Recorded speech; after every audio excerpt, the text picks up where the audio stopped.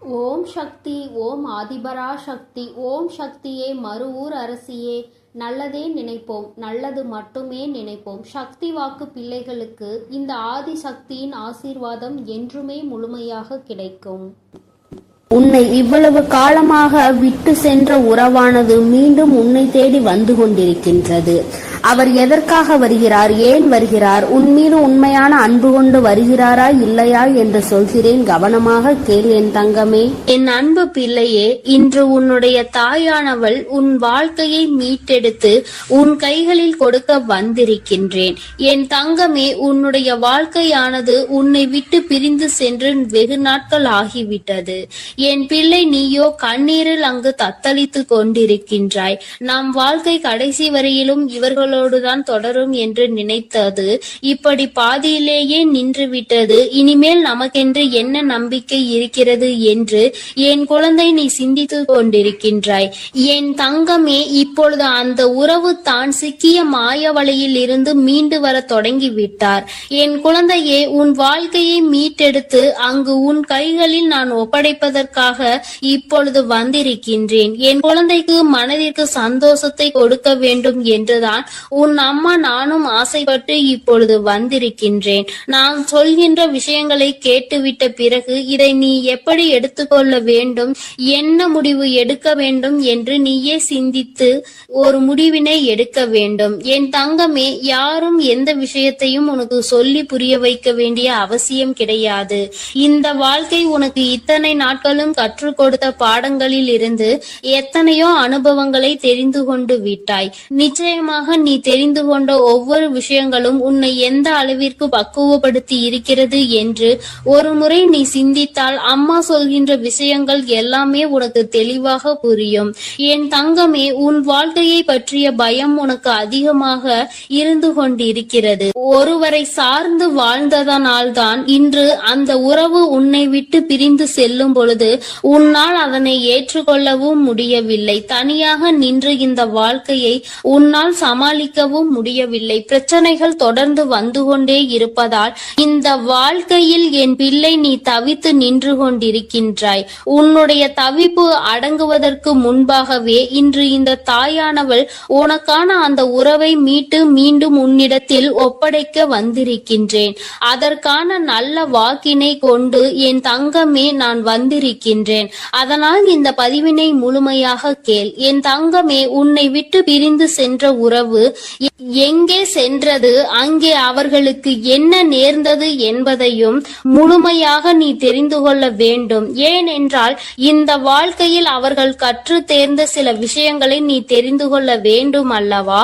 ஒரு உறவு உன்னை இந்த அளவிற்கு காயப்படுத்தி உன்னை தத்தளிக்க விட்டு சென்றிருக்கிறது என்றால் இதனால் என்ன பலன் கிடைத்தது, என்ன லாபத்திற்காக அல்லது எந்த மன நிம்மதிக்காக அவர்கள் விட்டு சென்றார்கள் என்பதனை நீ தெரிந்து கொள்ள வேண்டும் அல்லவா? என் தங்கமே, இந்த சூழ்நிலையில் நிச்சயமாக என் குழந்தை நீ அதை தெரிந்து கொண்டால் உன்னுடைய மனதிற்கு நிச்சயமாக மிகப்பெரிய தெளிவு கிடைக்கும்.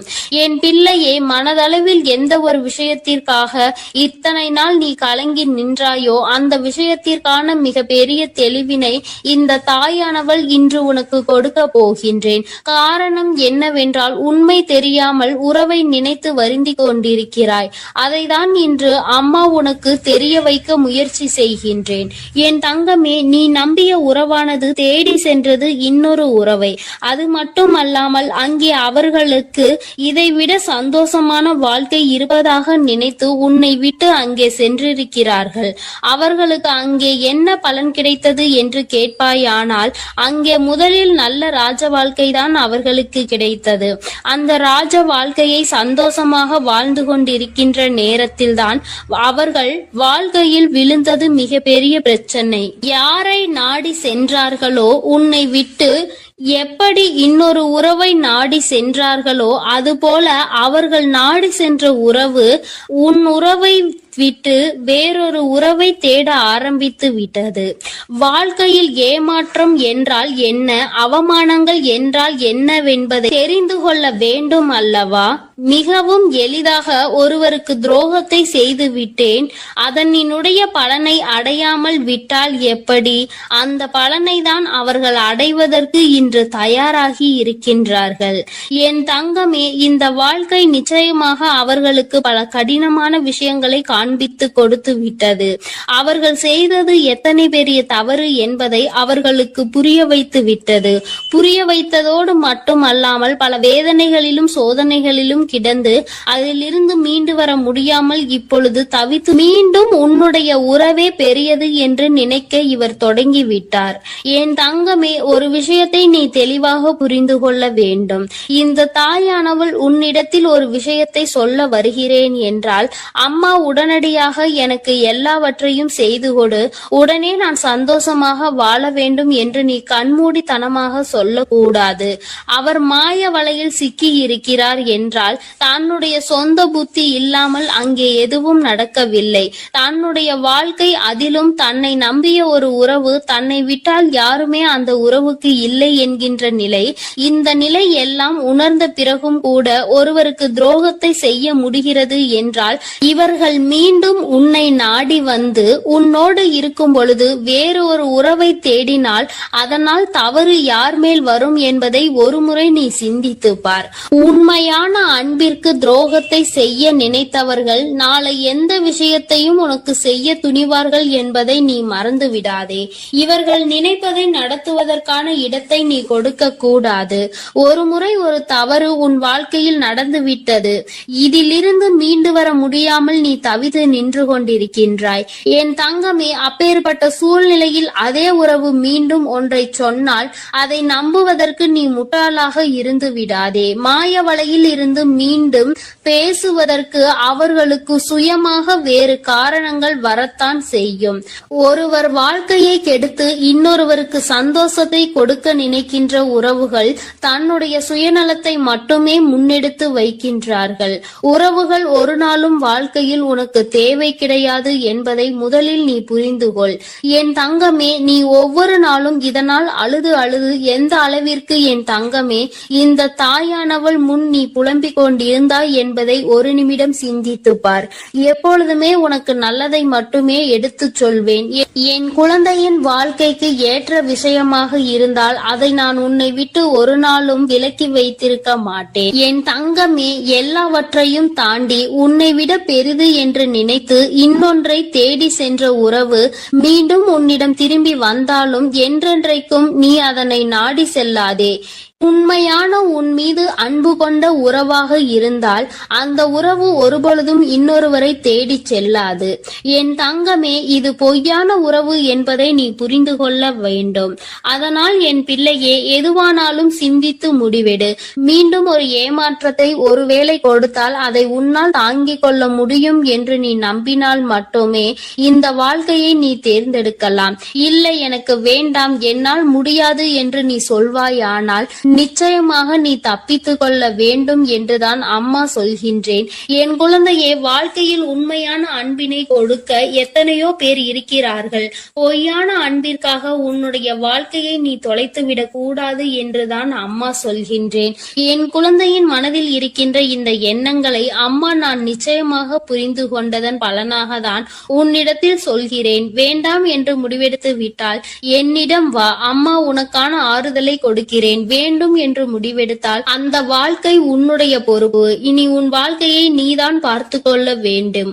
அதில் மட்டும் நீ கவனமாக இருந்து விட்டால் போதும். அம்மா உன்னை எப்பொழுதுமே கைவிட மாட்டேன் என்பதை மட்டும் நீ தெளிவாக புரிந்து கொண்டால் போதும். என் அன்பு பிள்ளையே, உன்னை விட்டு சென்ற உறவு மீண்டும் உன்னை தேடி வருகிறது. அதற்கான காரணம் என்னவென்று முழுவதுமாக கேட்டு தெரிந்து கொண்டு அம்மா சொல்லும் முடிவை உடனே எடு. ஏனென்றால் என் அன்பு குழந்தை இப்பொழுது மிகவும் கோபத்தில் இருக்கிறது. தன்னுடைய செயல்கள் பிடிக்காமல் மனமுடைந்து போய் இருக்கிறது. உன்னை விட்டு சென்ற உறவு நிரந்தரமாக இல்லாமல் போகட்டும். இனி எனக்கு அவர்கள் வேண்டாம் என்று அவர்களை வெறுத்து என் அன்பு குழந்தையானது இப்பொழுது மனதை கல்லாக்கி கொண்டு உட்கார்ந்திருக்கிறது. ஆரம்ப கட்டத்தில் அந்த உறவின் மீது உயிராய் இருந்தாய். இப்பொழுது அவர்கள் செய்த சிறு தவறுக்காக அவர்கள் வாழ்க்கையிலே நிரந்தரமாக வேண்டாம். என்னுடைய விஷயங்கள் அனைத்தையும் அவர் தவறாக புரிந்து கொண்டார், தவறாக செயல்பட்டார், என் வாழ்க்கையில் துரோகத்தை விளைத்தார்கள். இனிமேல் அவர்களுக்கு என் வாழ்க்கையில் இடமே இல்லை என்று அந்த நபரை என் அன்பு குழந்தை வெறுத்து விட்டது. ஆனால் அந்த தவறு அவர்கள் செய்தார்கள், நானும் அதை ஒப்புக்கொள்கிறேன். ஆனால் என் அன்பு பிள்ளையே, நீ மனதுருகி அழுதாய் அல்லவா? அதனுடைய கர்மா இப்பொழுது அவர்களை வாட்டி வதைத்து கொண்டிருக்கிறது. அவர்கள் வாழ்க்கையில் நரக வேதனையை அனுபவித்தார்கள். ஏனென்றால் என் அன்பு குழந்தை உண்மையாக இருந்தது, அவர்களையே முழுமையாக நம்பி இருந்தது. ஆனால் அவர்கள் துரோகம் செய்து ஏமாற்றி விட்டார்கள். ஒரு உண்மையான உறவை அலட்சியம் செய்தது உண்மைதான் என் அன்பு குழந்தையே. ஆனால் அவர்கள் பட்ட துன்பம் இருக்கிறதே, அது நரக வேதனை. தினம் தினம் உனக்கு செய்த துரோகத்திற்காக கர்ம வினை அவர்கள் வாழ்க்கை முழுவதுமே நடந்து கொண்டிருக்கிறது. சில காலத்திலே நல்லது எது, கெட்டது எது, நல்ல உறவு எது, பொய்யான உறவு எது என்று உன் உறவானது புரிந்து கொண்டது. உன் தாயானவள் அதை தெரியப்படுத்தி விட்டேன். ஆனால் சில நேரங்களில் என் அன்பு குழந்தையே, உறவை இழந்து விட்டோம், நம் வாழ்க்கையில் மறுமுறை அந்த உறவு கிடைக்காதா என்று சில நேரங்களில் நீ சிந்திக்கிறாய். ஆனால் சில நேரங்களில் எனக்கு துரோகம் செய்த உறவு மறுமுறை எனக்கு எப்படி துரோகம் செய்யாமல் இருக்கும், அதனுடைய குணத்தை எப்படி மாற்ற முடியும், அதனுடைய செயல்களையும் எண்ணத்தையும் எப்படி மாற்ற முடியும் என்று சந்தேகமும் ஏற்படுகிறது. அதனால் அவர்கள் நிரந்தரமாக நம் வாழ்க்கையில் வேண்டாம் என்று என்னுடைய தங்க பிள்ளையானது முடிவெடுத்திருக்கிறது. ஆனால் இந்த முடிவை நீ கொஞ்சம் மாற்றிக்கொள்ள வேண்டும். ஏனென்றால் தவறு செய்தவர்கள் நம்மை தேடி மன்னிப்பு கேட்க வரும் பொழுது அவர்களை மன்னிக்கலாம், தவறல்ல. என்ன ஒன்று என் அன்பு பிள்ளையே, மன்னிப்பு கேட்டார் போல கேட்டு உன் வாழ்க்கையில் சில கஷ்டத்தையும் கண்ணீரையும் ஏற்படுத்துவதற்கு சில நபர்கள் இருக்கிறார்கள். ஆனால் உன் உறவானது மறுமுறை தவறு செய்யாத அளவிற்கு தக்க பாடத்தை உன் அன்னை கொடுத்திருக்கிறேன். அதனால்தான் ஒரு முறை செய்த தவறுக்காக அவர்கள் அனைத்தையும் திருத்திக் கொண்டு உன் காலடியில் விழுந்து மன்னிப்பு கேட்க உன்னை தேடி அந்த நபரானவர் வரப்போகிறார். இப்பொழுது நீ சரியான முடிவு எடுக்க வேண்டும். அதனால்தான் உன் அன்னை அவர் வருவதற்கு முன்னே உன்னிடம் இதை பற்றி தெரிவிக்க வந்திருக்கிறேன். இப்போது நீ உன் முடிவுகளை எடுக்க வேண்டும். ஒரு முறை அந்த நபரை மன்னித்து விடு. ஏனென்றால் தவறு செய்வது மனிதனுடைய இயல்புதான். ஆனால் தாயும் பிள்ளையாய் இருந்துவிட்டு வைராகியம் என்பதை நீ உன் மனதில் வைத்து கொண்டிருந்தால் அங்கு வெறுப்பு அதிகமாக உன் வாழ்க்கையில் வந்துவிடும். இவர் நல்லவரா கெட்டவரா என்று தெரியவில்லை, எவரை பார்த்தாலும் கோபப்படுகிறாய். அந்த கோபத்தால் நல்ல விஷயங்களை கூட சில நேரங்களில் இழந்து விடுகிறாய். என் அன்பு பிள்ளையே, புரிந்து கொள். ஒரு சில நபர் உனக்கு துரோகம் செய்கிறார்கள், ஏமாற்றுகிறார்கள் என்றால் அனைத்து நபருமே ஏமாற்றக்கூடிய நபர் கிடையாது என்பதை நீ புரிந்து கொள்ள வேண்டும், தெரிந்து கொள்ள வேண்டும். உன் மனம் உடைந்தது உண்மைதான். துரோகம் செய்த நபரால் நீ ஏமாற்றப்பட்டது உண்மைதான். ஆனால் அதற்கெல்லாம் பதிலடி கொடுத்துதான் உன் காலடியில் நான் அவர்களை விழ வைப்பேன் என்று நீ கண்ணீர் வடிக்கும் பொழுது உனக்கு உறுதியளித்திருந்தேன். மறுமுறை நீ என்னை சந்தேகப்படுகிறாய். அவர்கள் முழுமையாக திருந்தினால்தான் உன் காலடியில் வந்து விழுவார்கள் என்பதை நீ மறந்து விட்டாயா? இப்பொழுது நீ அந்த நபரை ஏற்றுக்கொள்ளவில்லை என்றால் அவர்களுடைய வாழ்க்கை என்பது பாதை மாறி, பயணம் மாறி தவறான பாதையில் சென்றுவிடும். அதனால் வரட்டு கௌரவம் பிடிக்காது. அதிகமாக கோபத்தால் நாம் சிந்திக்கும் செயலானது, எடுக்கும் முடிவானது வாழ்க்கையை கெடுத்துவிடும். அதனால் உன் அன்னை சொல்லும் வார்த்தைகளை முழுமையாக நம்பி உன்னை தேடி உன் காலடியில் வந்து விழுகிறார்கள் என்றால் ஒரு முறை அவர்களுக்கு வாய்ப்பை கொடு. மீறி அவர்கள் தவறு செய்கிறார்கள் என்றால் அவர்களுக்கு நான் மிகப்பெரிய தண்டனையை நிச்சயமாக கொடுப்பேன். உன்னை ஏமாற்ற மாட்டார்கள் அவர்கள். ஏனென்றால் நீ ஒரு முறை மனவேதனையில் இருக்கும் பொழுது ஆறுதல் உரைக்க எனக்கு அந்த உறவுதான் வேண்டும் என்று என்னிடம் நீ கேட்டாய் அல்லவா? என் அன்பு பிள்ளையே, உன்னுடைய ஆசையை நிறைவேற்றுவதற்காகத்தான் நான் உன் உறவை திருத்தி இப்பொழுது உன்னிடமே ஒப்படைக்க போகிறேன். இது உன் அன்னையின் கடமையும் கூட. என் பிள்ளைக்கு என்னென்ன வேண்டும் என்பதை பார்த்து பார்த்து செய்வது ஒரு அன்னையான என்னுடைய கடமை அல்லவா? என் அன்பு பிள்ளையே, அதனால் நீ கொஞ்சம் சிந்தித்து ஒரு நல்ல முடிவை எடு. வரட்டு கௌரவம் பிடித்து கொண்டு பழைய விஷயங்களை பேசி பேசி அவர்களை அலட்சியம் செய்து விடாதே. ஏனென்றால் உன்னை அவர் தேடி வரப்போகிறார்கள். வியாழக்கிழமையோ வெள்ளிக்கிழமையோ அல்லது ஞாயிற்றுக்கிழமையாக கூட இருக்கலாம்.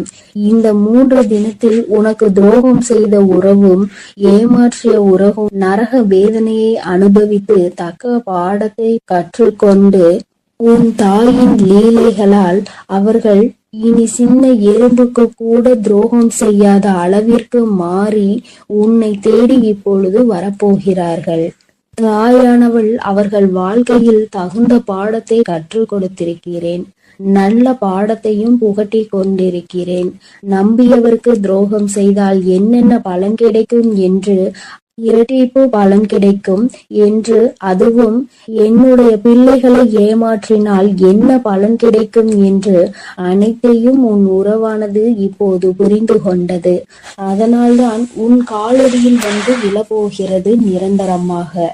எல்லாம் எதற்காக செய்தேன் தெரியுமா? நீ வடித்த கண்ணீரும் உண்மையான உன்னுடைய பக்தியும் உண்மையான அன்பும் உன்னிடம் இருக்கும் நேர்மையும் இதனால்தான். உன் தாயானவள் நான் இதை உனக்காக செய்திருக்கிறேன்.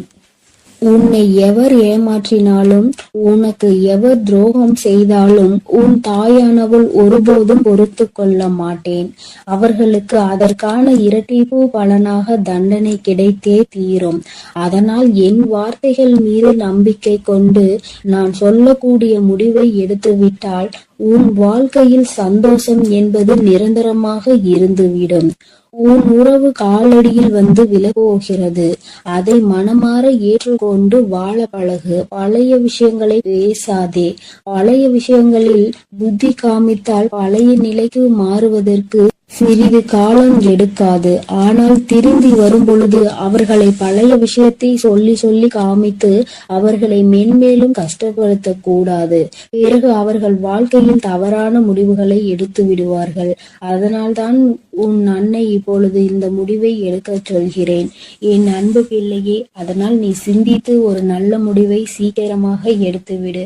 ஏனென்றால் அவர்கள் உனக்காகவே வந்து கொண்டிருக்கிறார்கள். அவர்கள் முழுமையாக திரிந்து விட்டார்கள். உன் அன்னை சொல்கிறேன் அல்லவா, என் மீது நம்பிக்கை கொண்டு உன் வாழ்க்கையை நீ ஆரம்பி என் குழந்தையே. அதில் உன்னை எப்பொழுதும் நானே வழிநடத்தி செல்கிறேன். நான் உன்னோடு இருக்கிறேன். நான் உனக்காகவே இருக்கிறேன். நான் இருக்கும் பொழுது நீ எதற்காகவும் கவலை கொள்ள வேண்டாம் என் தங்கமே. நீ நல்லதையே நினை. உன் வாழ்வில் எப்பொழுதும் நான் உனக்கு நல்லதை மட்டுமே செய்து கொடுக்கிறேன். என் அன்பு பிள்ளையே, ஒரு முக்கியமான செய்தியை இன்று உன்னிடம் சொல்வதற்காக உன் வராகி அம்மா நான் வந்திருக்கிறேன். ஏனென்றால் நான் கண்ட காட்சி ஒன்று என்னை கண்கலங்க வைத்து விட்டது.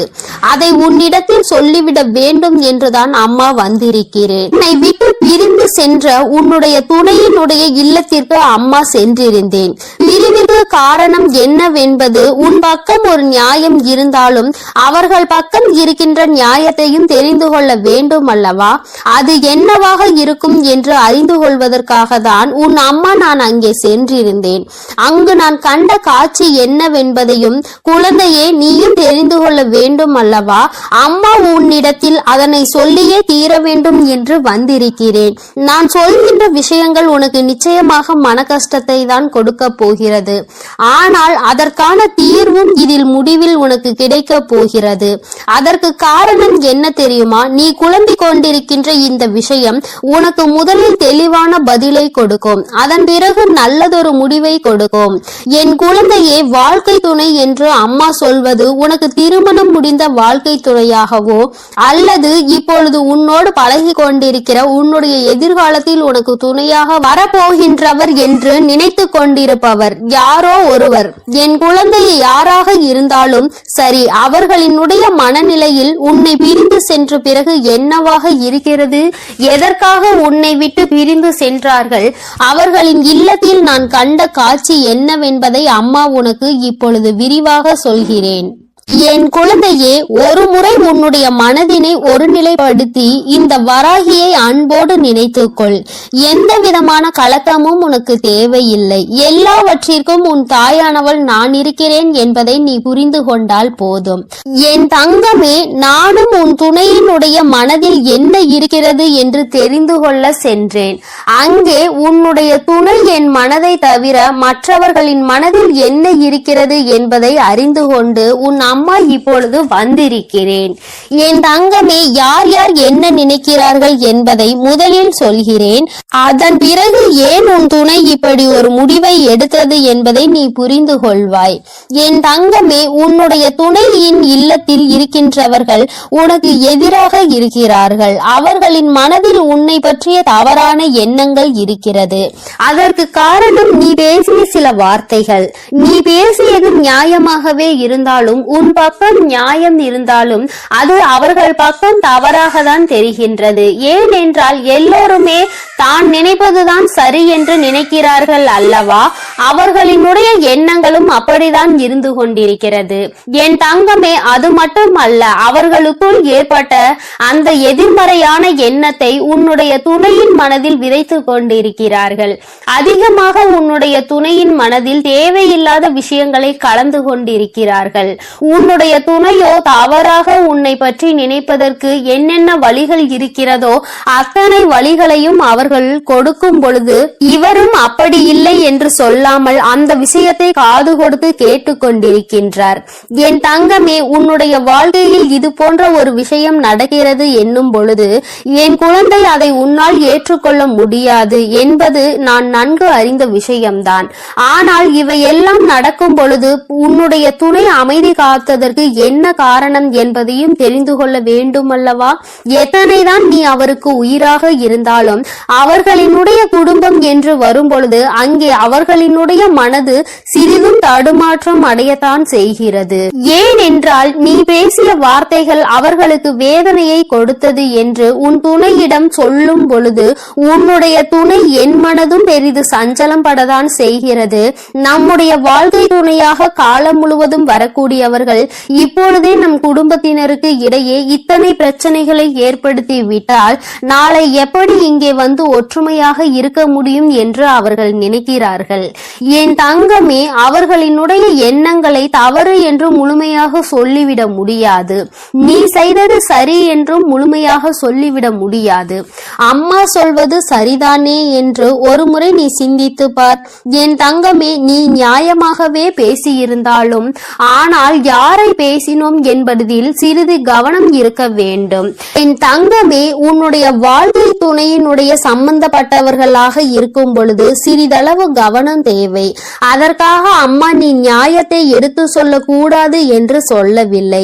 அதற்கான சரியான நேரத்தை நீ எதிர்பார்த்து நிற்க வேண்டும் என்றுதான் அம்மா சொல்கிறேன். சூழ்நிலைகள் உனக்கு சாதகமாக இல்லாத பொழுது நீ பேசியதுதான் இத்தனை பிரச்சனைகளுக்கும் காரணமாக மாறிவிட்டது. இப்பொழுது அது எந்த அளவிற்கு வந்து நிற்கிறது என்று பார்த்தாயா? உன்னை உன் துணையிடம் இருந்து பிரிக்கின்ற அளவிற்கு திட்டம் தீட்டுகின்ற அளவிற்கு இந்த விஷயம் தொடங்கிவிட்டது. என் தங்கமே, எதுவாக இருந்தாலும் உன்னுடைய துணை காத்த அந்த அமைதிக்கு காரணம் நீ அவர்களின் பேச்சையும் மீறி பேசிவிட்டாய் என்கின்ற ஒரு வருத்தம் மற்றபடி அவரின் மனதை அங்கே மாற்றுகின்ற முயற்சிகள் எதுவும் அவரிடத்தில் எடுபடவில்லை. அதை அவர் காது கொடுத்தும் கேட்பது போல உட்கார்ந்து கொண்டிருக்கிறார் என்பதற்காக மேலும் மேலும் பேசிக்கொண்டே அவரினுடைய மனநிலையை மாற்ற முயற்சிகள் நடக்கிறது. ஆனால் இது பயனளிக்காது என்பதனை இப்பொழுது அவர்களுக்கு உணரத் தொடங்கிவிட்டார்கள். இருந்தாலும் நம்மால் ஆன முயற்சிகளை செய்து பார்ப்போம் என்று செய்து கொண்டிருக்கிறார்கள். சரி, அவர்கள் செய்வதை செய்துவிட்டு போகட்டும். ஆனால் உன்னுடைய உண்மையான அன்பு, உன்னை என் மீது நீ கொண்டிருக்கின்ற நம்பிக்கை நிச்சயமாக அவரினுடைய மனதை ஒரு நாளும் மாற்றிவிடாது. அவர்களினுடைய எண்ணங்கள் முழுவதும் அவசரப்பட்டு பேசிவிட்டாய் என்கின்ற வருத்தம் தானே தவிர அவரிடத்தில் எந்த ஒரு ஆலோசனைகளையும் கேட்கவில்லையே என்கின்ற மன கஷ்டம் தானே தவிர உன் மீது எந்த விதமான கோபதாபங்களும் அவருக்கு இல்லை. என் தங்கமே, அதனால் இந்த உறவு மீண்டும் தொடரப்போகின்ற உறவு. இந்த பந்தம் மீண்டும் உன்னோடு காலம் முழுவதும் வரப்போகின்ற பந்தம். அதனால் உனக்குள் எந்த விதமான கலக்கங்களும் தேவை கிடையாது. மற்றவர்களினுடைய எண்ணங்கள் உனக்கு எதிராக இப்பொழுது இருக்கிறது. ஆனால் என் தங்கமே, உன்னுடைய சூழ்நிலை மாறும் பொழுது நிச்சயமாக அவர்களின் மனநிலையும் தானாகவே மாறிவிடும். எப்பொழுது ஒரே பிடியில் நின்று கொண்டிருக்க முடியாது. அவர்களுக்கு அவரவர்கள் குடும்பத்தில் இருக்கின்றவர்களின் வாழ்க்கை முக்கியமானதாக தோன்றும் பொழுது தேவையில்லாமல் அடுத்தவரின் விஷயத்தில் தலையிடக்கூடாது என்ற எண்ணம் தோன்றும். அதற்கு அவர்கள் வாழ்க்கையில் இது போன்ற ஒரு சம்பவம் நடக்க காத்து கொண்டிருக்கிறது. அதிலிருந்து நல்ல பாடத்தை கற்றுக்கொண்டு வந்து உன் வாழ்க்கையில் தலையிடக்கூடாது என்பதை நிச்சயமாக புரிந்து கொள்வார்கள். என் குழந்தையே, இனிமேல் எந்த விஷயமானாலும் துணையினுடைய குடும்பத்தாரின் சம்பந்தப்பட்ட விஷயமாக இருந்தால் அவரிடத்தில் சிறிது ஆலோசனை பெற்றுவிட்டு பிறகு நீ நிச்சயமாக உனக்கு அதில் இருந்து நல்ல பலன்கள் கிடைக்கும். மாறாக உன்னுடைய சொந்த முடிவாக இருக்கும் பட்சத்தில் நமக்கு கஷ்டம் வரும் பொழுது அதில் இவரால் எந்த விதமான உதவியும் செய்ய முடியாமல் ஒதுங்கி நின்று வேடிக்கை மட்டும்தான் பார்க்க முடியும் என்பதை நீ இப்பொழுதுதானே நடந்து கொண்டிருப்பதை பார்த்து புரிந்து கொண்டிருக்கிறாய். என் தங்கமே, இனி ஒரு நாளும் இந்த சூழ்நிலை உன் வாழ்க்கையில் வராமல் நீ பார்த்து கொள்ள வேண்டும். உன்னை சுற்றி நடக்கின்ற விஷயங்கள் எல்லாம் எதை சார்ந்தது என்பதை நீ புரிந்து கொள்ள வேண்டும். உன்னுடைய அழகான வாழ்க்கையை மீண்டும் உன் கைகளில் நிச்சயமாக நான் கொடுப்பேன். மற்றவர்களின் மனநிலையை மாற்றி உன் கைகளில் அதை கொடுக்கின்ற நேரம் மறுபடியும் வரும். அதை நீ நிச்சயமாக எக்காரணம் கொண்டும் இழந்து விடாமல் பார்த்து கொள்ள வேண்டியது உன்னுடைய பொறுப்பு. என் தங்கமே, இந்த வராகி அம்மாவினுடைய ஆசீர்வாதங்கள் உனக்கு எப்பொழுதும் இருந்து கொண்டுதான் இருக்கிறது. ஆனால் உன்னுடைய வாழ்க்கை உன் கையில் தான் இருக்கிறது என்பதை நீ மறந்து விடாதே. சர்வ நிச்சயமாக இந்த வராகியானவள் கொடுத்த வாக்கினை நிச்சயமாக நிறைவேற்றி காட்டுவாள். நான் உன் வாழ்க்கையை உன் கைகளில் கொடுக்கிறேன் என்று சொல்லி இருக்கிறேன் அல்லவா? சர்வ நிச்சயமாக உன் வாழ்க்கையை நான் உன் கைகளிலேயே ஒப்படைப்பேன். அதுவரையிலும் நீ சற்று பொறுமையாக நம்பிக்கையோடு காத்திருந்தால் மட்டும் போதும். நடப்பது எல்லாமே உன் வாழ்க்கையில் நிச்சயமாக நல்லதாக மட்டுமே. என் அன்பு குழந்தைக்கு இந்த ஆதிபரா சக்தியின் அன்பும் ஆசீர்வாதமும் முழுவதுமாக கிடைக்கும். ஓம் சக்தி, ஓம் ஆதிபரா சக்தி.